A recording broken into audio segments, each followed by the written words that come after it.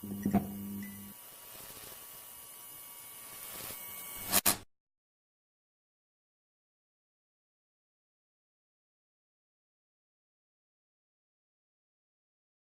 everyone, and welcome to another episode of The Theorist, here with your host, Vanity Pride. Today we're taking a look at Tower of God, like usual, and we'll just solely focus on Tower of God. No Danganronpa Ultra Despair Girls this week.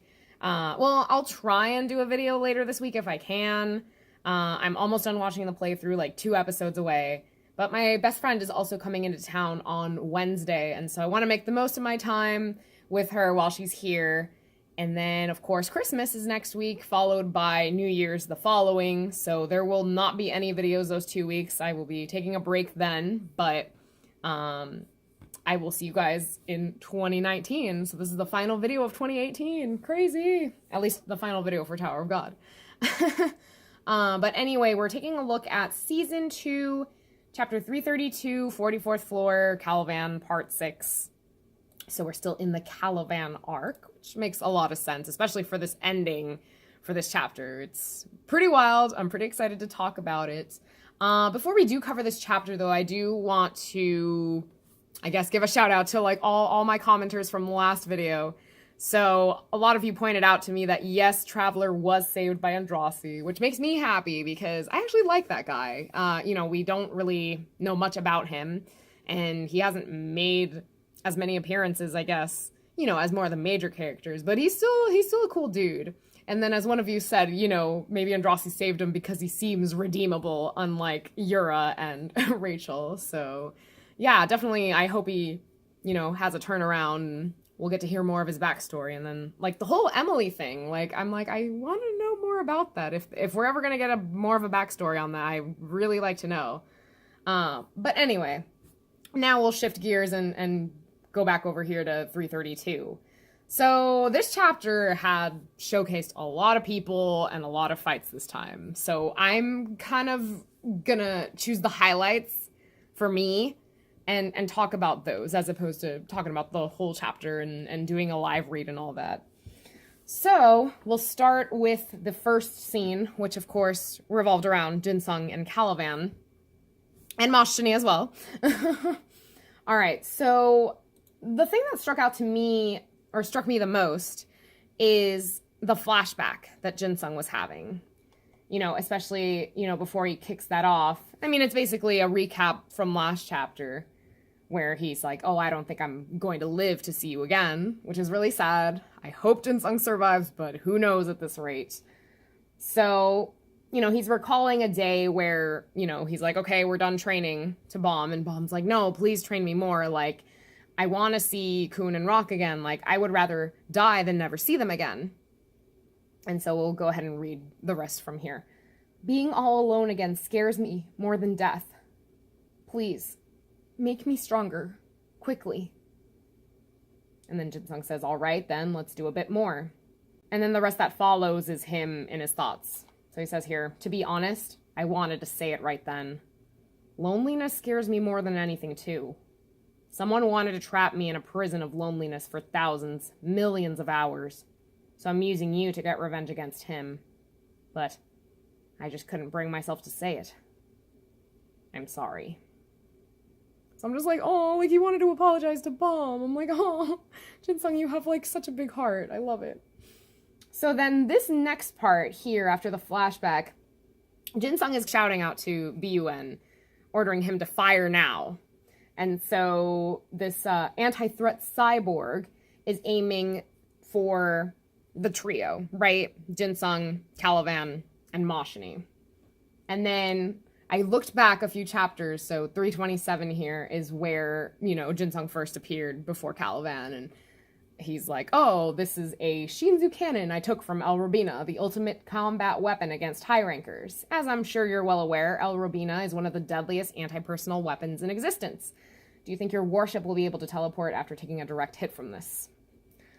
So, the reason why I brought that up is, of course, obviously, like I said, Jinsung is ordering BUN, or BUN, I'm not sure how to pronounce it. Let me know in the comments if you know, so I can get this right.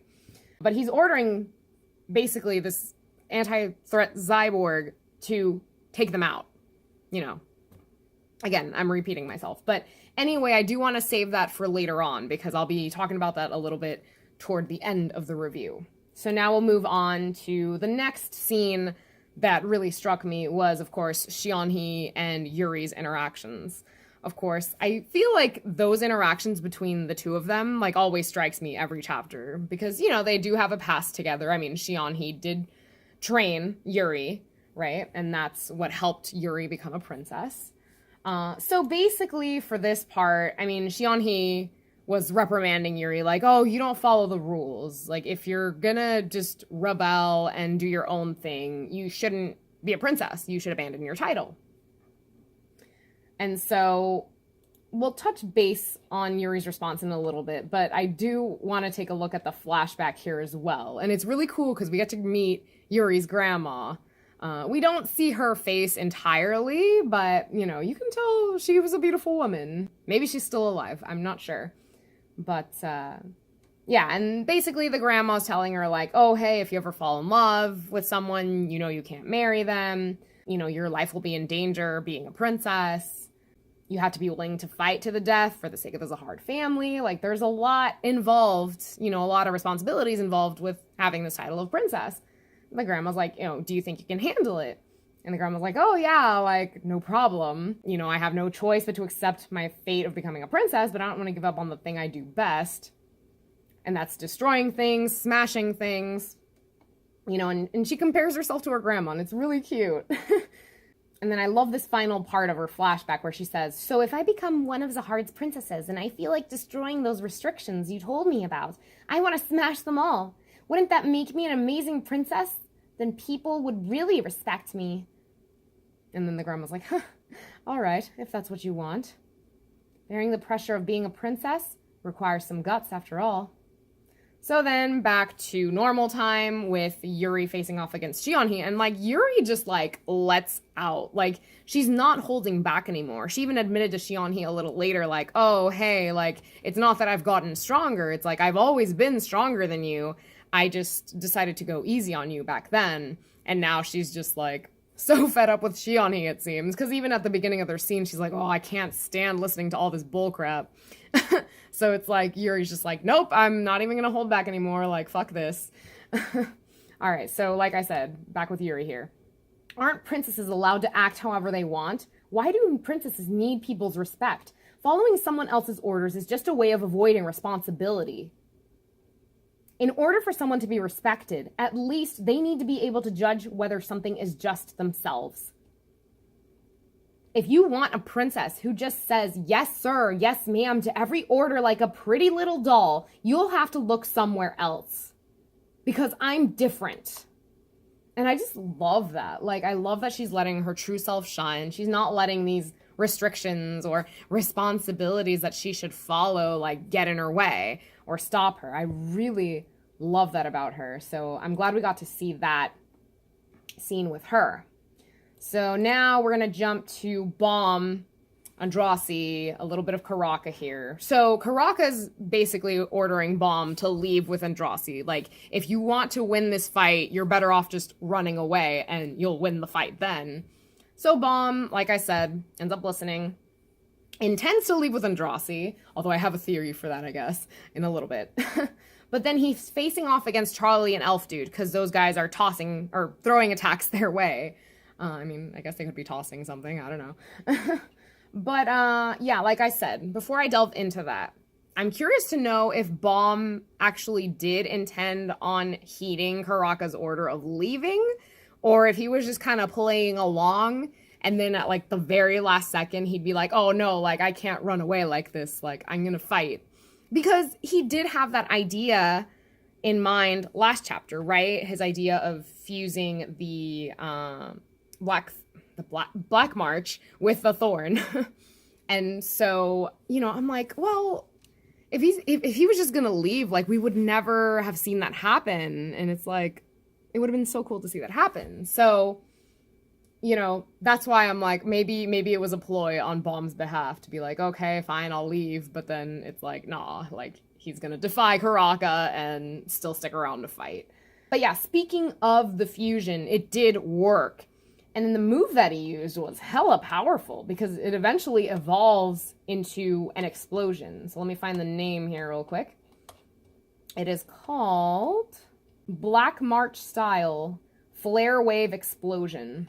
And I just love like all the colors to it. I mean, it's not just the colors from his attack, but it's also, you know, Elf Dude's and Charlie's. It's just like this like rainbow, like psychedelic combination of all these colors. Is really awesome.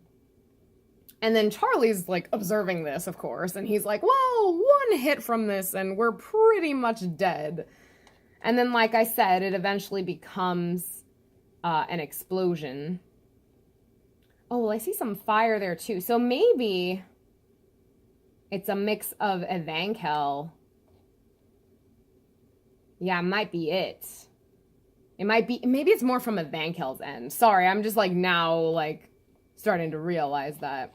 But anyway, let's backtrack a little here. So Baum, of course, is sending Andrasi away. He's like, oh, hey, just go. I'll catch up with you later. And that's when Misang and Andrasi see this bald eagle, as Irure so eloquently called him, carrying a lighthouse, which of course contains Irure in there. So they're going after that. And then eventually Baum is at their side, at Andrasi and Misang's side, because of the explosion that took place. And, you know, Andrasi's, like, super excited, too, because she's like, oh, we're getting nearer to the station. We're almost there. But, I mean, it's, like, too easy. It's too perfect of an escape, right, for them. So, of course, that's not how the chapter's going to end. It's not going to be that easy, like I said. Calivan teleported and has appeared directly in front of Baum. It is crazy. Insane. Like, I'm, like, so excited for what'll happen next chapter, because I'm like, ooh, snap, like, Baum is gonna face off against Calivan, like, what the hell is gonna happen? And then, of course, you know, back with Calivan, there's a gaping hole in his abdomen, okay? So, I was kind of debating whether it was because of Mashani's strike to him, or if it has anything to do with Bayuen, BUN, you know, and speaking of Bayuen, BUN, you know, what happened with Mashani and Jinsung, because clearly they're not here, and I'm not even sure, I'm pretty sure Mashani is still alive. There's no way she would die so easily.